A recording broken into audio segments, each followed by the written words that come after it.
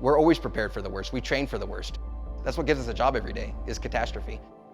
There are 4,500 ambulance crashes a year in the United States. Inherently, when you have a fleet of vehicles, you just have to assume that at some point it's going to happen. Some of these accidents can be really severe, and making sure that we're providing comfortable, safe rides to the hospital and ensure crew safety is vital in EMS.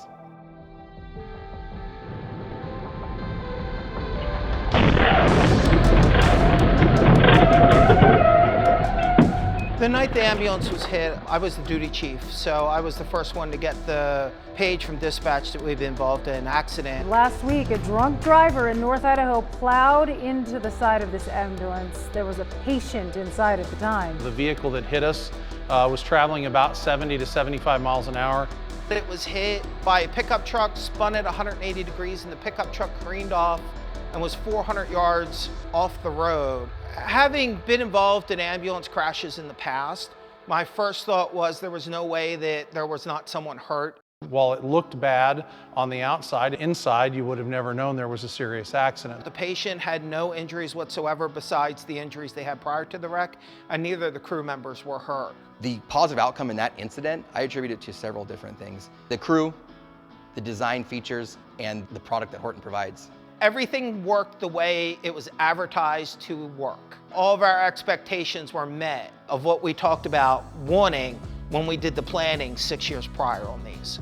We really wanted to create a safe ambulance. So the first step in that was really forming a group of providers. I had never had this experience where a chief had brought in a group of end users and asking them what they wanted. Having the opportunity to do that was huge. And then we took the entire apparatus committee to FDIC in Indianapolis. That was a process where we looked at 10 different manufacturers, over 60 ambulances, and looked at a myriad of different things to get to the point where picking what we thought was the safest design. In the end, Horton was the successful partner.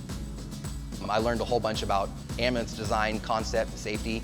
It's the crews that designed it. The things like the individual seats with 4-point harnesses, making sure that we have enough cabinetry to put everything secure in a cabinet so nothing's sitting out, making sure we pad all of the corners. It's all of the attention to the little details. And I would tell you, Horton was a big partner in that.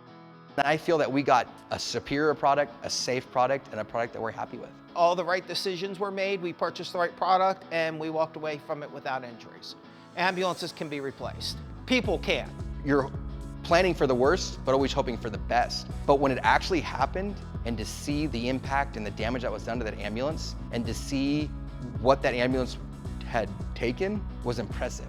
Their vehicles that they manufacture are safe. They've gone above what the standards require in safety. That's why we're with Horton.